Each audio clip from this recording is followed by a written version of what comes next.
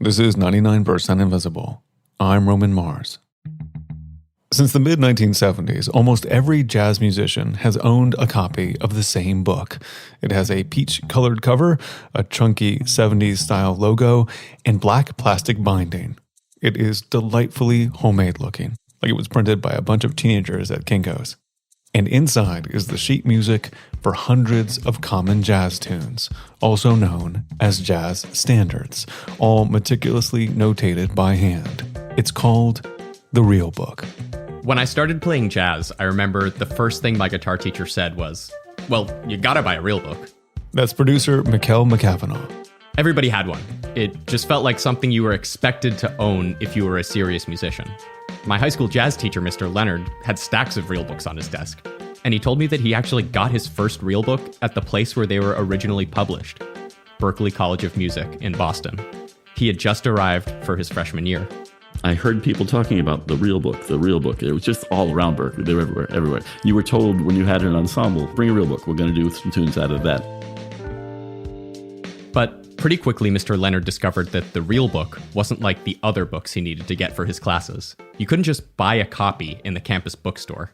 There was a guy who used to stand on the corner of Mass Ave near Boylston Street, and he had a box, and he would sit there and he'd just, hey, want to buy a real book? Want to buy a real book? That kind of thing. From Mr. Leonard's description, this guy basically sounded like he wandered out of a ZZ Top concert. You know, jeans, really, really long, like mid-back level hair, big beard. And as I understood it, he used to get arrested about once every 2 weeks. He would get arrested because the real book was illegal. The world's most popular collection of jazz music was a totally unlicensed publication, a janky, self-published book created without permission from music publishers or songwriters. It was duplicated at photocopy shops and sold on street corners, out of the trunks of cars, and under the table at music stores, where people used secret code words to make the exchange. The full story of how the Real Book came to be this bootleg Bible of jazz is a complicated one. It's a story about what happens when an insurgent improvisational art form like jazz gets codified and becomes something you can learn from a book. Barry Kernfeld is a musicologist who's written a lot about the history of jazz and music piracy. He's also a saxophonist, and at a coffee shop gig in the 1990s, he was opening his Real Book. And I started wondering, well, we're reading all these tunes and learning to play them. Where did the book come from? Kernfeld says that long before the Real Book ever came out, jazz musicians were relying on collections of music they called fake books. And the story of the first fake book begins in the 1940s. A man named George Goodwin in New York City, involved heavily in radio in the early 1940s, was getting a little frustrated with all the intricacies of tracking licensing. And so he invented this thing that he called the Tundex. The Tundex was an index card catalog designed for radio station employees to keep track of the songs they were playing on air. On one side, the cards had information about a particular song. The composer, the publisher, the things you would need to know for paying rights. And on the other side, they had a few lines of bite-sized sheet music, just the song's melody, lyrics, and chords, so that radio station employees could glance at it and quickly recall the song. But this abbreviated musical notation also made the cards useful to another group of people, working jazz musicians. As a black art form, jazz had developed out of a mix of other black music traditions, including spirituals and the blues. By the 40s, a lot of jazz was popular dance music, and many jazz musicians were making their money playing live gigs in small clubs and bars. The standard jazz repertoire was mostly well-known songs from Broadway or New York songwriting factory Tin Pan Alley, like the song Night and Day by Tin Pan Alley legend Cole Porter.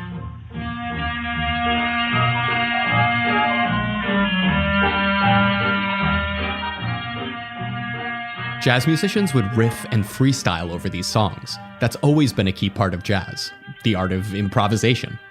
But what made the average gigging trumpeter or sax player truly valuable was their ability to play any one of hundreds of songs right there on the spot. In the 1940s, people are working steadily as musicians, playing piano in nightclubs or playing in a small group in nightclubs, fulfilling requests. You know, the cliche of the drunken guy at the, hey, can you play I Left My Heart in San Francisco? To be prepared for any drunken request, musicians would bring stacks and stacks of sheet music to every gig. But lugging around a giant pile of paper was really cumbersome. And that's where the tune decks came in. And someone figured out that you could gather a bunch of Tundex cards, print copies of them on sheets of paper, add a table of contents in a simple binding, and then sell the finished product directly to musicians in the form of a book. They called them fake books because they helped musicians fake their way through unfamiliar songs. These first fake books were cheaper than regular sheet music and a lot more organized, and they became an essential tool for this entire class of working musicians. And then they could bring that to gigs instead of having to trawl through piles of sheet music and try to keep each individual sheet in alphabetical order. What a nightmare. You have your bound little book of 300 tunes or 500 tunes or 1,000 tunes. And that became the first popular music fake book. Musicians loved these new fake books, but the music publishers, not so much. They wanted musicians to buy their sheet music, and so the publishing companies started cracking down on fake book bootleggers. The music publishers did everything they could, FBI investigations and federal trials, in order to suppress this new way of distributing music. But that didn't stop the bootleggers.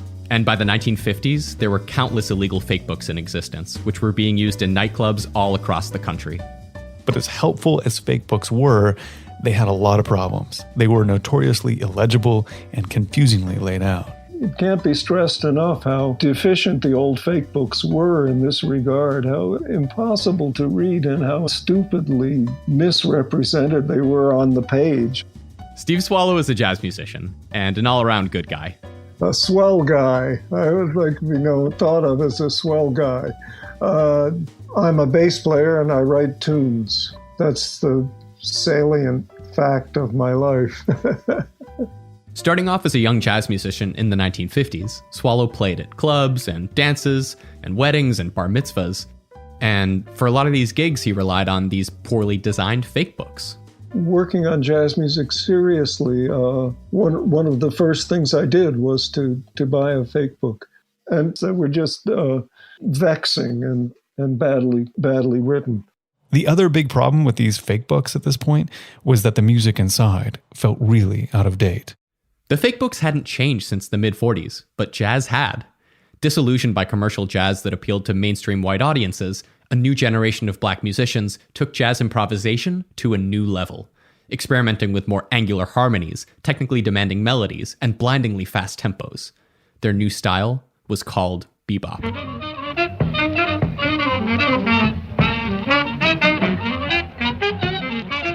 That was bebop legend Charlie Parker, and bebop was just the beginning. Then came hard bop and modal jazz, spearheaded by Miles Davis. Then you had the wild, dissonant, free jazz of people like Ornette Coleman.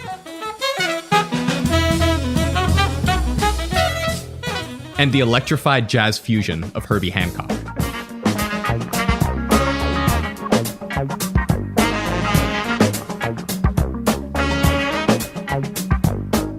By the 1970s, jazz had exploded into this constellation of different styles.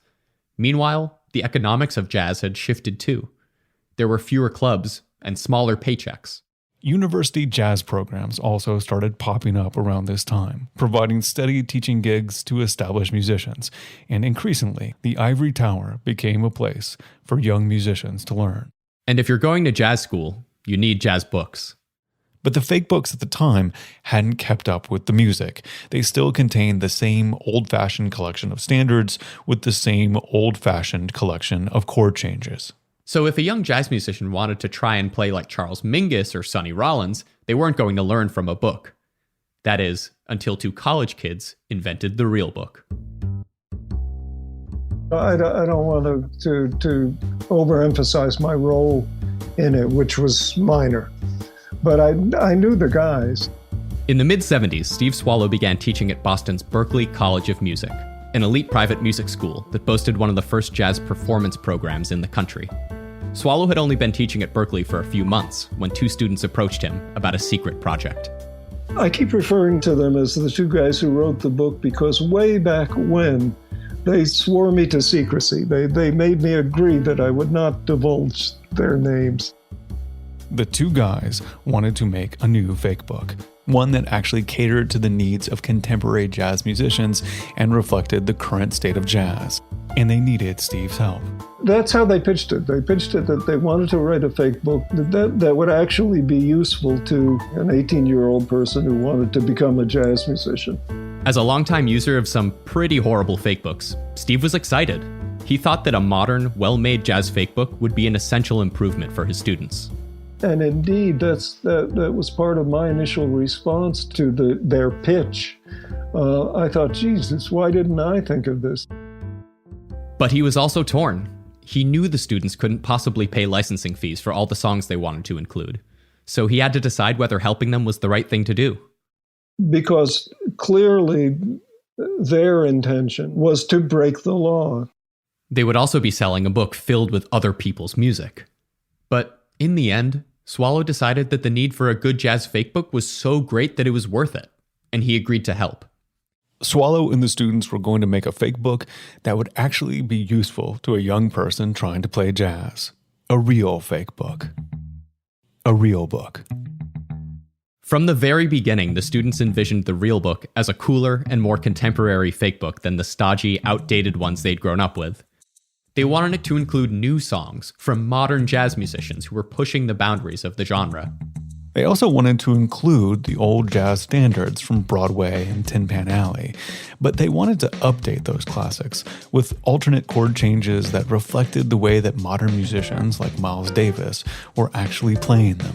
And Miles Davis was a central figure in all of this, and he kind of exhumed dozens, I would say, of Tin Pan Alley tunes. And he and his sidemen, notably his pianist, had smoothed the harmonies in a way that became definitive. One of those standard tunes is Someday My Prince Will Come, a song from the 1937 Disney movie musical Snow White. Here's the original.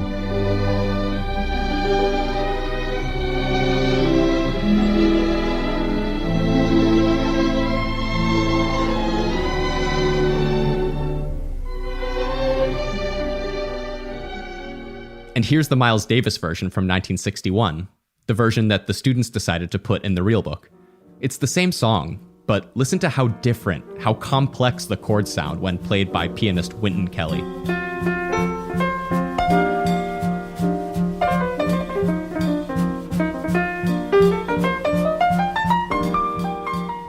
Modern jazz musicians had altered a lot of classic standards in this way over the years. And to capture these sophisticated alternate chord changes, the two students spent hours listening to recordings and transcribing what they heard, as best they could. It was a huge undertaking because most of these chord changes had never actually been written down. They weren't necessarily thinking about it like this at the time, but the students were effectively establishing a new set of standardized harmonies for a handful of classic songs. But the music wasn't the only part of their new fake book that the two students wanted to improve. They also wanted to fix the aesthetic problems with the old fake books and make something that was nice to look at and easy to read. One of the two guys had a gorgeous music hand. The way he formed his quarter notes and his eighth notes and all of that, it was lovely. And his role in the book, among other things, he did all the actual penmanship. It's one guy who wrote the entire book.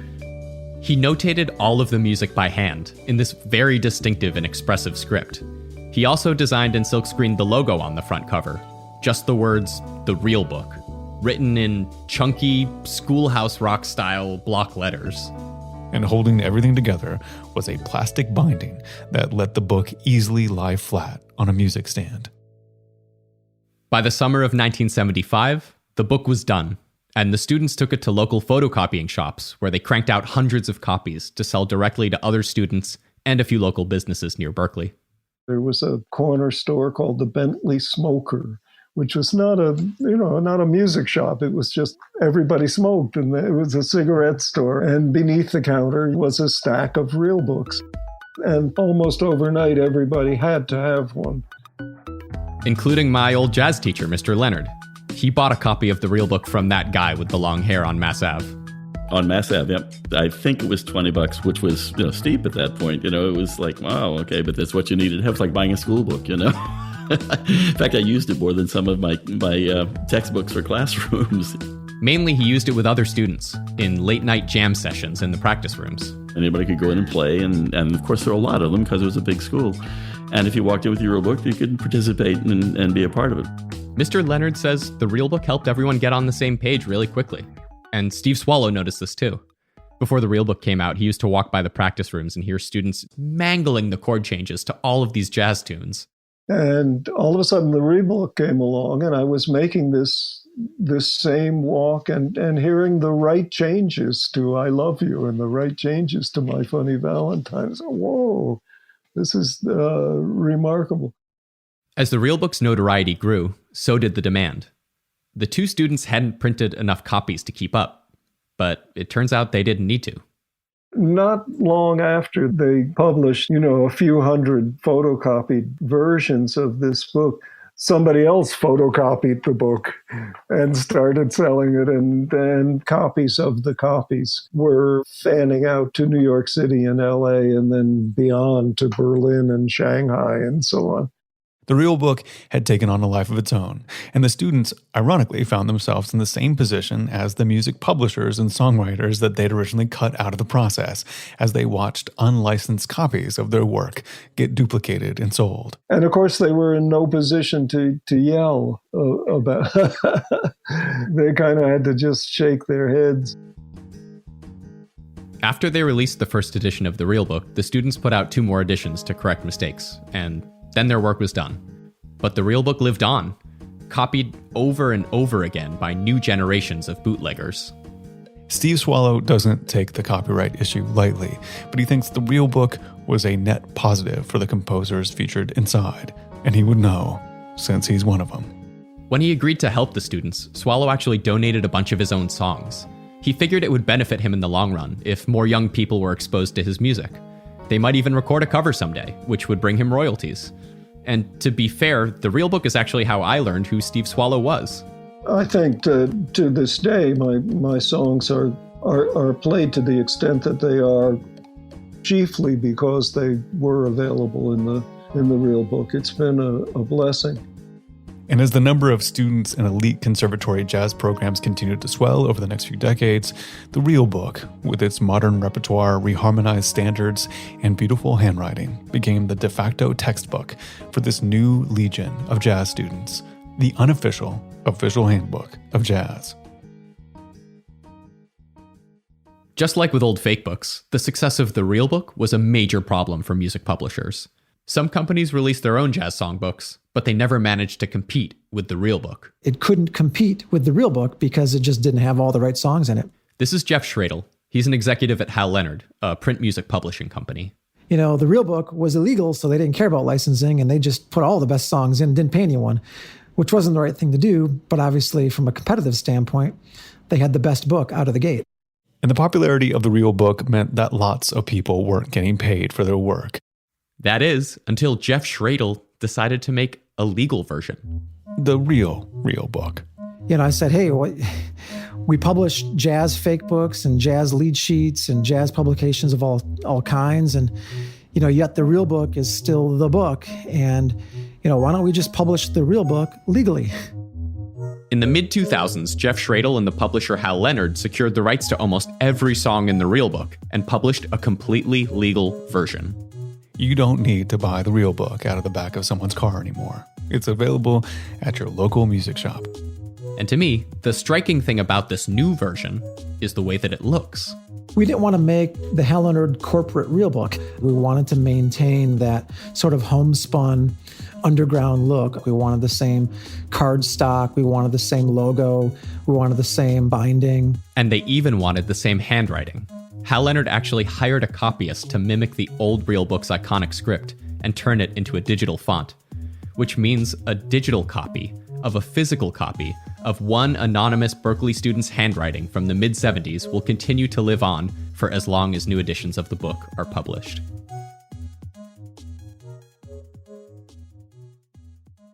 When Hal Leonard finally published the legal version of the real book in 2004, it was great news if you were a composer with a song in there. You'd finally be getting royalties from the sale of the most popular book of jazz music in the world. But that didn't totally solve the intellectual property problems with the real book. And to understand why not, we're going to take a look at one of the songs inside. It's called Sophisticated Lady, and it's on page 376 of the Hal Leonard real book. Sophisticated Lady was first recorded by the legendary pianist Duke Ellington and his band in 1933. A trombonist in Ellington's band named Lawrence Brown had this signature riff that he liked to play. And if you listen to the beginning of Sophisticated Lady, you'll hear it. It's the melody.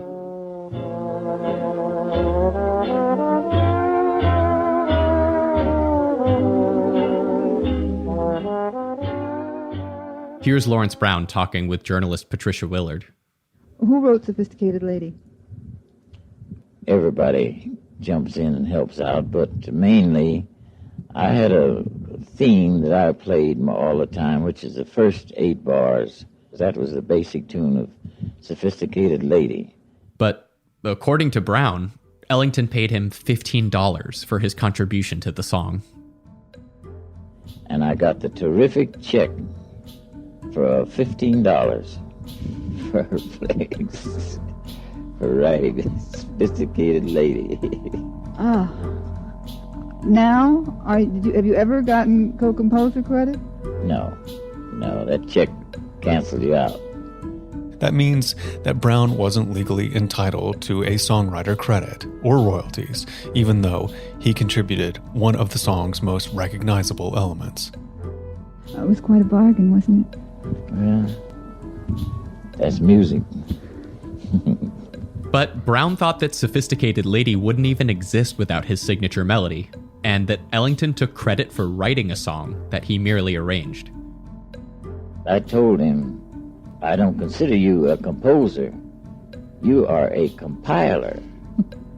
To which his ego boiled over. Ironically, one person who did get co-writing credits on Sophisticated Lady was Duke Ellington's white manager Irving Mills. What exactly Mills contributed is debated, but it's clear that he used his power to get his name on many of Ellington's songs and reap more royalties for himself. To this day, when you open up the Hal Leonard real book and turn to Sophisticated Lady, you'll see 3 listed writers, including Duke Ellington and Irving Mills. But one name you won't see is Lawrence Brown. And so, while the legalization of the real book did resolve most of its flagrant copyright violations, it didn't clear up authorship disputes like these that go back to the early days of jazz. And there are likely many more musicians, just like Brown, whose names will never appear on the songs they helped write, even if those songs appear in the legal real book.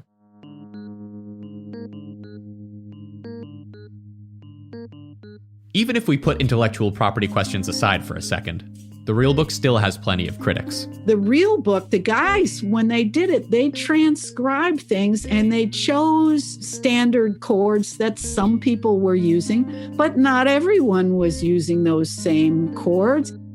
Carolyn Wilkins teaches ensembles at Berklee College of Music, and she says that the real book got so popular over the years that people started to treat the versions of the songs inside as definitive. But even though jazz has all these standards, Wilkins says they're not supposed to be played in one standard way.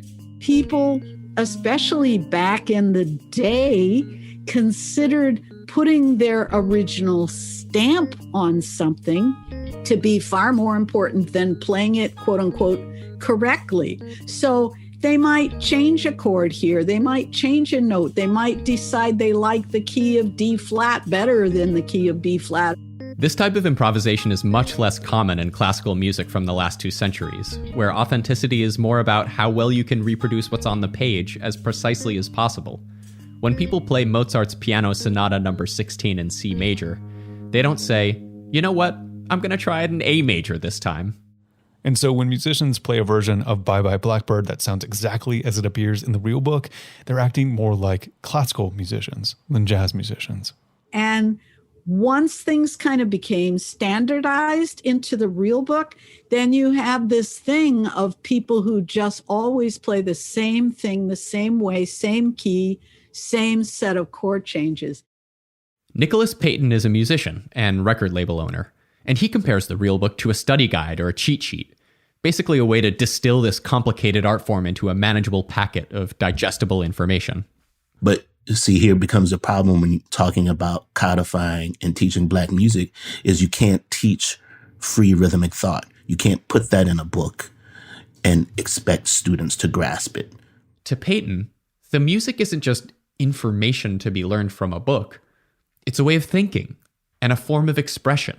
And it's fundamentally a Black cultural phenomenon that can't be taken out of its historical context. It's a communal music at its essence, and it's a living, breathing organism. It can't be housed or archived in that way. Payton says that reading books like the real book, even going to music school, can only really get you so far. At some point, you're going to have to immerse yourself in the culture of the music. For Payton, and many other musicians, learning directly from elders, in person, is a crucial part of what it means to really know the art form. I think for many people who perhaps don't live in a thriving music culture like a Detroit or New York or New Orleans or Chicago, if you live in Des Moines, Iowa, school might be a good resource and tool. But eventually, at some point, if you're serious about playing this music, you're going to have to be around people who actually do it. But Carolyn Wilkins says that the real book does have its place in jazz education. Over her years at Berklee, she's seen how it can be a useful starting place, a tool to bring young jazz musicians together. A traditional real book gives you at least some sense of this is the repertoire.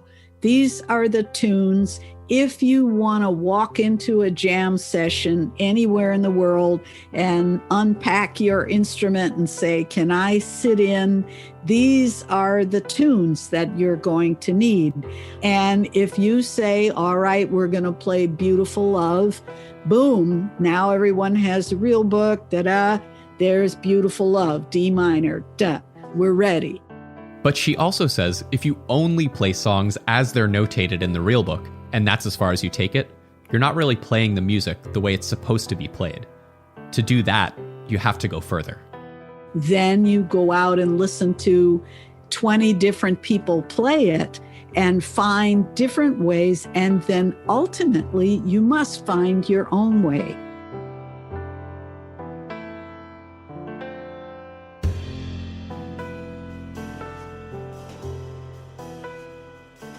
After the break, Mikkel and I talk about the central mystery of the real book.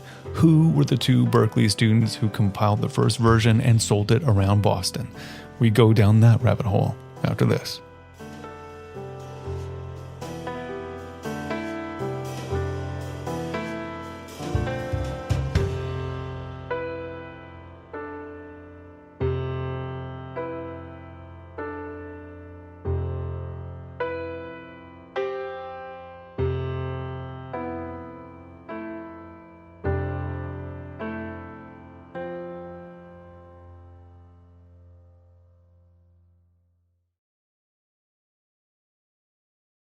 Okay, so we're back with Mikkel McCavanagh, who reported that story. And Mikkel, as I understand it, there is a central mystery at the heart of this story, and that's who wrote the real book, the first real book. The identities of the authors have remained anonymous after all these years, but you were determined to try to figure this out. So why did you want to know the identity of the authors? So the real book was just this kind of omnipresent thing when I was, learning jazz in high school. And it didn't even really seem like it had authors to begin with. It just felt like this book that everybody had and, it just popped out of thin air. And so when I learned that there was this backstory and there were these people, kind of mysterious figures behind the real book, I was just like, I have to know. Part of it, too, for me was really just, the real book had a big impact on my approach to learning jazz in high school. And the guys who put it together, the choices that they made kind of directed what I was doing, kind of like this invisible hand, guiding my musical development. And so to kind of try and reach out and find those guys felt weirdly meaningful to me in a way. That makes sense to me. So where did you start? So I started by talking to my high school jazz teacher, Mr. Leonard, who was a student at Berklee in the late 70s, a couple years after the real book came out. Mm-hmm. But he told me that when he was a student there, no one was really interested in the story behind the real book or where it came from. No, at that point, we were just concerned with trying not to get busted, buying it from the guy in the corner. I don't even remember it being much of a topic of discussion. Okay, so Mr. Leonard is a bust. So where did you turn to next? So next I talked to Steve Swallow. And Steve Swallow was, pretty intimately involved in the creation of the book. Right. And, obviously he knew who these guys were, but he wasn't about to tell me because they had sworn him to an oath of secrecy after they finished and put it out. But still, I asked him, do you have their contact information? Would you be able to reach out on my behalf if you do? And he said, yeah, I think I was in touch with one of them via email maybe like 10 years ago. We've had email contact maybe 10 years ago, but I would try. I would send an email to that address. And if it still works, see what he says. Sure. Okay, here we go. All right. And so he did. And it came back, returned to sender, just bounced back immediately. So that was also a dead end.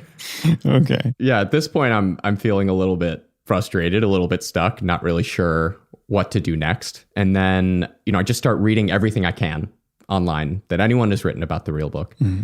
And one day I'm on this random blog post somewhere on the internet, and I scroll down to the comments section. And one of the first comments is from a guy who's claiming to be one of the original authors. He's saying, I was one of the authors of the real book, and he only goes by one letter. So no real name. He leaves just a letter to sign off on this comment. And the letter is B. Mm-hmm. So mysterious. Very mysterious. This B guy, he also says he was in touch with Barry Kernfeld, who is a musicologist who I had actually already interviewed for this piece. Okay. So how do you know that the person who wrote this comment was the person who actually wrote the real book and not just somebody claiming to be? Because I could go on a message board and say, I wrote the real book too, Yeah, totally. So I actually reached out to Barry Kernfeld again after I'd interviewed him, and I asked, is this legit? Mm-hmm. Did you get an email from this guy? Were you in contact with him? This guy who said he was in contact with you, who claims to have written the real book. Mm-hmm. And Barry said, yeah. Oh, okay.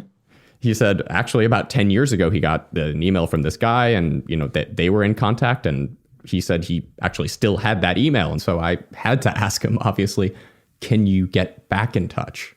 Can you email this guy again? And he said, sure, I'll try. It's been a long time, but I'll give it a shot. So Barry reached out to this guy. A couple days later, he tells me to reach out directly. Okay, here we go. I reach out, and then a couple days later, I hear back. And it's a message from a ultra encrypted email server based somewhere outside of the United States. And it's someone using an obviously fake name, mm-hmm. but it is definitely this guy. It is B. So this is the guy. I mean, this is the guy. Is this, when you're going through this, is this level of subterfuge, does it feel necessary or theatrical, or how is this striking you at this point? It feels a little bit over the top. Mm-hmm. I do feel like I'm corresponding with, like a double agent, deep in the Cold War somewhere. But it's also a little bit exciting, kind of. It's not a huge mystery, but it is mysterious, right. Definitely. So what did this email say? So I asked him if he would want to do an audio interview, mm-hmm. and predictably, he said no. Right.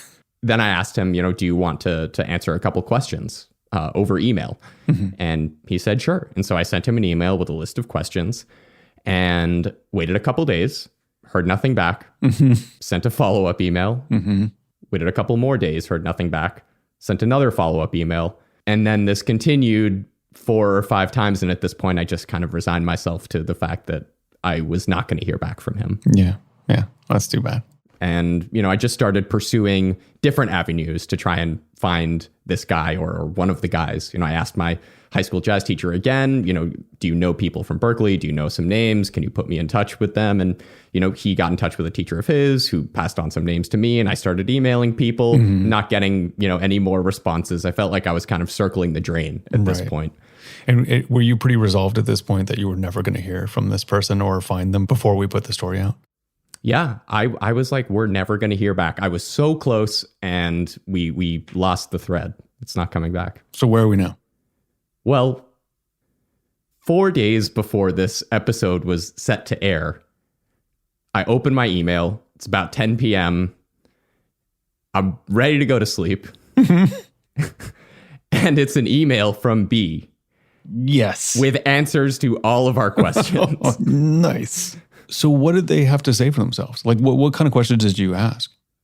So we asked kind of the gamut, really, of everything related to, from handwriting, was it his handwriting? How did he feel about that handwriting being, omnipresent in real books throughout the world, to like, how did it feel to create this thing that some people have, major beefs or major problems with in terms of how it's affected jazz. Yeah. And he had answers to all of those questions. So was it his handwriting?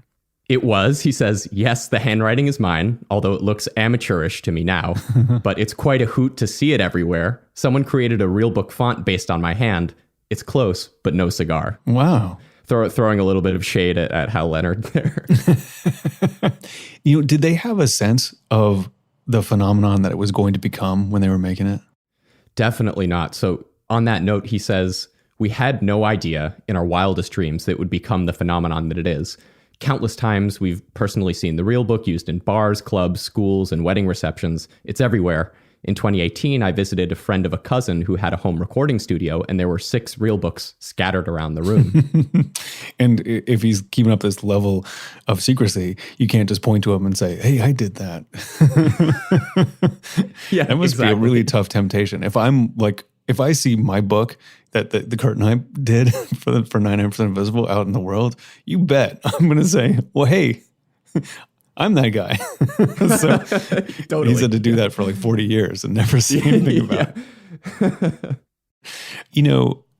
I guess, some of the bigger issues with the real book that we talk about, the kind of, the copyright and the codification of a style. Did he have any sort of insight into that kind of thing?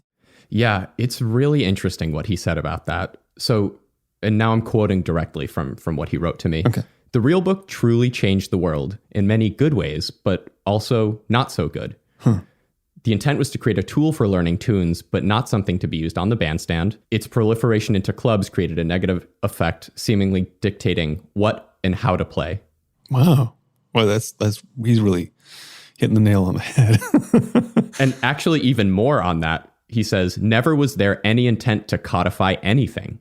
The book was meant to help people learn tunes, and beyond what is in the book, it's the responsibility of the musician to listen to as many versions as possible to form one's own sense of how to play the tune. That's why we listed some different recording sources at the bottom of tunes. Every recording has its own tempo and key, melodic interpretation, form, and reharmonizations, and therein lie many opportunities to create your own version. Wow, that is so interesting. Because he basically agrees with most of the critiques of the real book that people had when you talked to them. Yeah, he's essentially saying almost the exact same thing that Carolyn Wilkins said, the Berkeley professor that we talked to towards the end of the piece. Basically, almost even word for word. It's kind of amazing.